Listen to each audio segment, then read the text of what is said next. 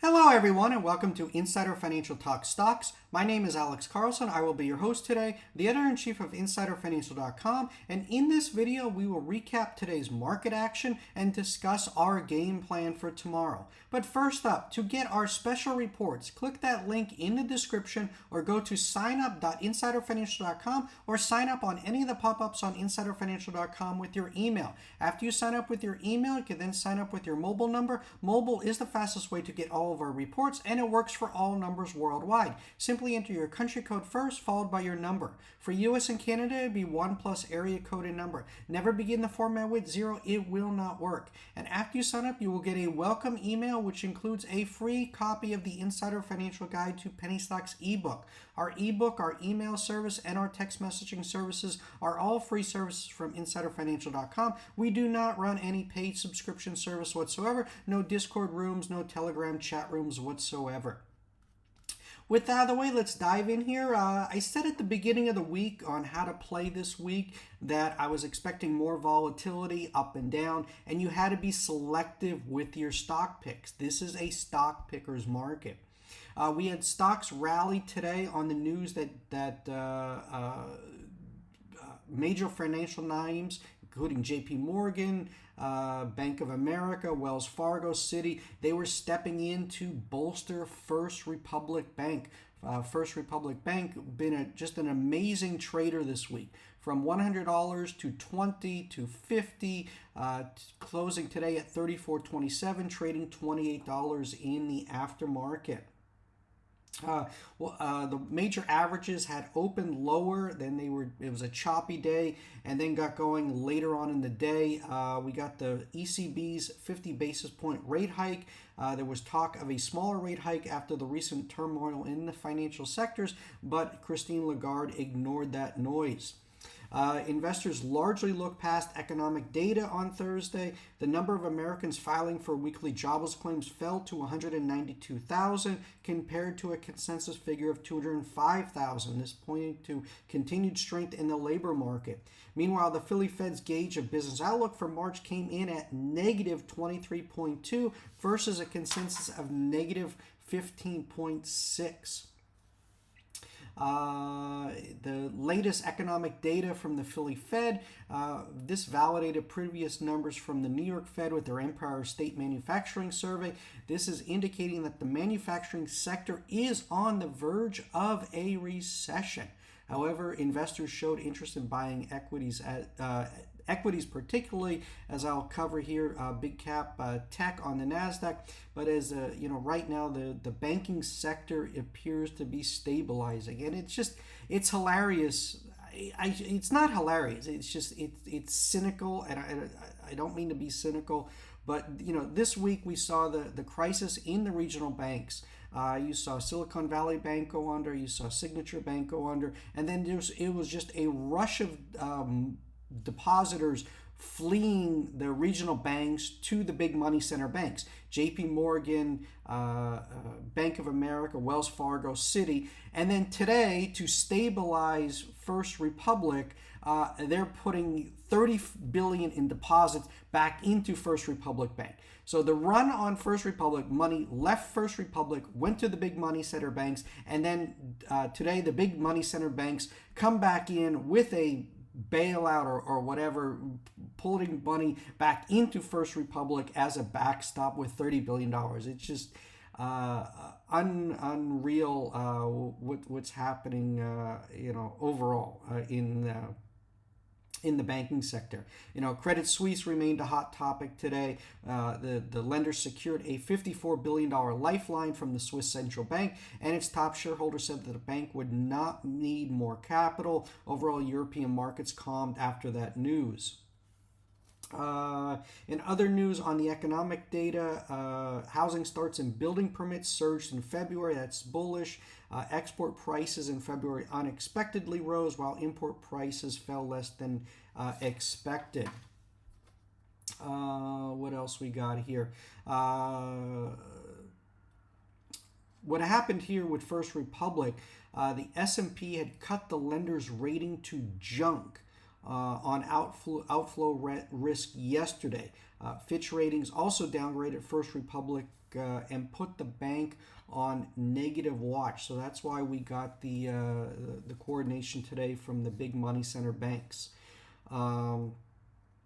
Right now, big tech is seen as the safe haven. We're getting a breakout in AMD, Amazon, and Google both raced to $100. They were great buys off $90. Apple here on the verge of a breakout. Meta breaking out, and NVDA, just unreal.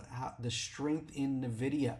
And this is what there was people talking about a pair trade in AMD, that it should catch up to NVIDIA, and that's what we're seeing going on there. Today, after the bell, we had earnings from FedEx.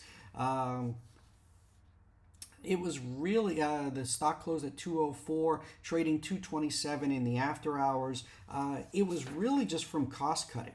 The stock was rallying. Revenue came in at $22.22 billion. This is short of the $22.74 billion. The company noted that continued demand weakness, particularly at FedEx Express, impacted results in the quarter, impacting top-line performance. FedEx Ground and FedEx Freight operating results improved significantly despite volume declines. So we're seeing lower revenues, volume declines in terms of shipping.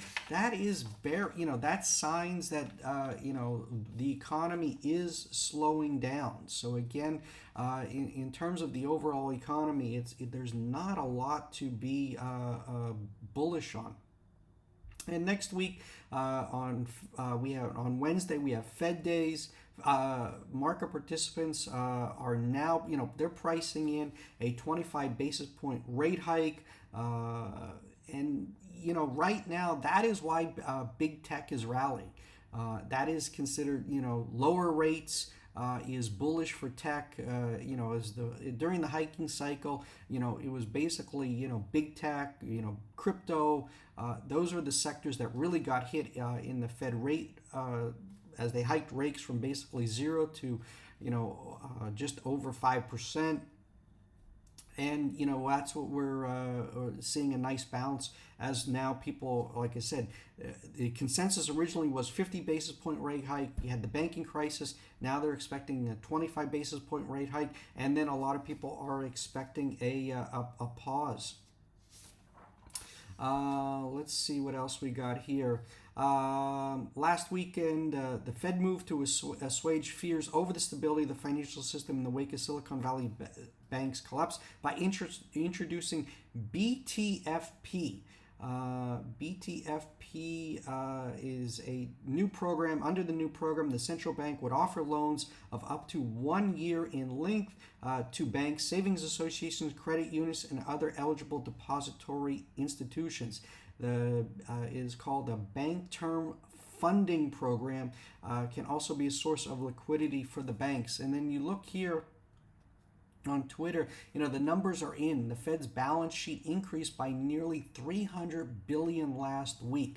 So, with the Fed now expanding its balance sheet, there are people saying that the money printer is going to get turned on, and that is indeed bullish for stocks and equities. But right now, in terms of how to play all of this, is particularly, we cover penny stocks. Why am I talking about the overall market and what's going on? Well, you need to know what's happening so that you know how to position yourself when, in these penny stocks. Right now, if you're asking me how to play this, I still like penny stocks with catalysts and free floats, but my number one position right now is cash. You have to be nimble. Don't expect a lot. You got to be trading. You get 10, 20, 30% in a play. You got to take it and move on. If in terms of short squeezes, if you see that on an influencer's thumbnail right now, just run. Nothing is going to squeeze right now. It's just not, the setup is not there. A lot of people have, particularly like, Silvergate, SI, that was the number one most shorted name out there. Over 70% of the float was short, and the the longs got taken out with the, on a stretcher there. And, there are still, like some short squeezes that are about to happen, but you'll know when it's about to happen. GTII, CRTD, FNGR is actually starting to perk up. I actually like this one. This one is up 35% this week. But again, volume is very, very light, just 1.2 million shares traded. And like in terms of GTII and CRTD, I mean, GTII, they sued Alpine Securities. There's a lot of catalysts there, but, I know a lot of people are saying load the boat, load, load, load. You want to be positioned when the short squeeze happens. You will know when that short squeeze is happening. You'll be watching the stock and GTII, it's 182, next thing you know, it's 190, it's over $2, and next thing you know, that thing's just going to take off. So you're going to have plenty of time to get in GTII. We could still go lower before that squeeze happens. So again, right now, I don't see any rush to be, buying these short squeeze plays until, the market's ready to squeeze the shorts. It takes a catalyst. It takes, an overall strong, S&P overall, and that's what we're waiting for. So again, guys, just be patient. Stay in cash. Be nimble. You will be able to catch that, and I will be covering it here on the channel. But in terms of the low floats, the big winner this week was THMO, closed at $6. This is just a 750,000 share float, up 143% for the week. So again, these low floats, it doesn't take much to move these. And that's why right now, that's why I like the low floats. You get the right news and, you get the move. EPAZ, I've been covering this one a lot on the channel, just a $7.9 million market cap, out with a big tweet today. Happening today, the U.S. Air Force will witness the revolutionary EPAZ Xenodrone 1000 at a California air base on March 16th and 17th. This marks the first time a military base has interacted with the Xenodrone technology. So big news here. Certainly shall be interesting last week, and we've been covering this one since double zeros. So congrats if you're banking in EPAZ. Next up is 2 on the OTC, DPUI. Just the volume is very, very low. Just $200,000 traded. DPUI Joe Kaz was out, updated news here. They added 200 offices from 39. Very nice. Last updated 18 million share float. Still thin. AF, which we know what that is. Let's see if they give it some leash today. Still one of the best setups down here. Let's see if they give it some leash. Again, needs volume. The volume on the OTC is really, really low. So again, just $200,000 in DPUI. Same thing with HNRC, just $200,000. Up 22%. Imagine if $1 million comes in. This thing's really going to get going. And HNRC has a lot of catalysts. Trading way under book value. They got acquisitions. They're getting set to uplist to NASDAQ NYSE. They've engaged an underwriter for a $10 million commitment to uplist this year. So again, this is a catalyst play, but again, the volume is very, very light right now. Again, because with the uncertainty with the banking sector, people just, it's just like their sphincter, seizes up. So it's like no one really wants to, take that risk. And that's why I'm telling you guys, there's nothing to rush into right now. You have to, pick your spots, and you'll know when these things start running. And that's, play green, play momentum, and you'll do well right now. Going in, loading up on dips, buying red, that could really, really get ugly, and you could end up being a bag holder. So be careful there. Lastly, guys, TRKA, I talked about this one in the last video. I said 20 cents must hold, and it did. So nice bounce today. Closed at $23.99. We're trading $24.50 in the after hours. I said it needs to hold 20 or else it's going to go the way of Mullen and IDEX. So again, hopefully that is not the case. So hopefully this one can get going again. We'll be covering this one more over the weekend for you guys. But in terms of what we've done here at Insider Financial, we profiled 2 low floaters this week for subscribers.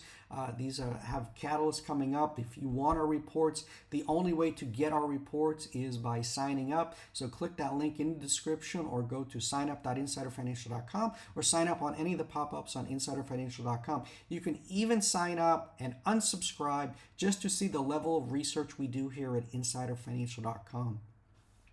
And lastly, guys, Insider Financial and myself are not investment advisors. This video does not provide investment advice. Always do your own research, make your own investment decisions, or consult with your nearest financial advisor. This video is not a solicitation or recommendation to buy, sell, or hold securities. This video is our opinions meant for informational and educational purposes only and does not provide investment advice. Thanks for watching. Also, smash that like button and hit the notification bell to be notified when a new video is uploaded. Good luck, guys. Bye-bye.